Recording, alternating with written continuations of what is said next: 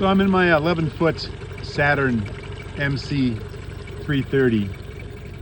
It's a catamaran style inflatable, much like, you know, there's a few out there, True Kit and Techacat and lots of other knockoffs. This particular one is German vinyl, assembled in South Korea. Boats to go out of Florida, so hopefully there's a little bit of support there. Anyway, I want to talk about a couple of quick mods I've done that are really, really important. I'm going to say the first thing is the bridle up in front.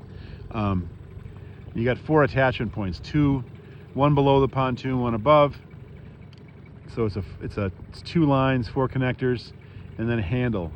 And I would say that this is the most important thing you do first. It's absolutely imperative to be able to haul the boat around and to move it at all. So the second blue line right there, the triangle, and that's, you know, no particular rhyme or reason, but it's important, I think, to have a line that you can grab. You know, these boats are fairly stable, but on the other hand, you can get caught up and, you know, and when you're by yourself, especially with your PFD on, it's just nice to have something to grab and feel like you're connected to the thing. So that's good. And also when you throw it out, it becomes a bow line to tie off the boat.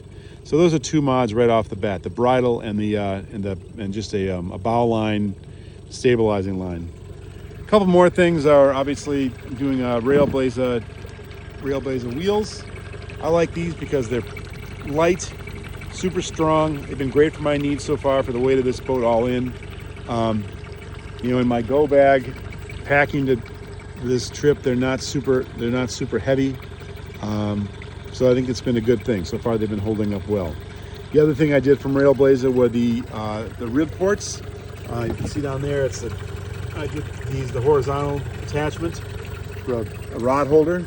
And then I think this is really invaluable also. It might seem like a small thing, but this, and I don't know what Railblazer calls this thing, but it's got another kind of port you screw in, but also just to hold, you know, coffee or odds and ends. You always kind of have small things when you're fishing and things like that. So I like that. There's my anchor. I'm using just a mushroom right now, but I put 5-foot increments on my line. So when I'm lowering the thing, I know it's kind of an AirSats depth counter. So that's kind of handy, I think. The other thing I fabricated out of PVC, what a lot of guys do these, are some rod and net holders. And I think those are pretty good. Super helpful. You can move them around. I just attach mine with clamps. So between the combination of those and the Railblazer ones and the little vinyl ones that come with the boat, I've got some place to stick all the tall stuff. All right, next, I would say is the green carpeting. You see that? I got that at Lowe's, which is like a Home Depot in my neck of the woods in Minnesota. Very thin, very light. Originally I would roll it up and store it with all the long stuff, with the thwarts. But now I just leave it on the floor, and it rolls up and doesn't add any real weight or bulk, and I can still get the whole boat in a package. So that's been helpful. I have the vinyl tape on there just to give it a little bit of structural stability.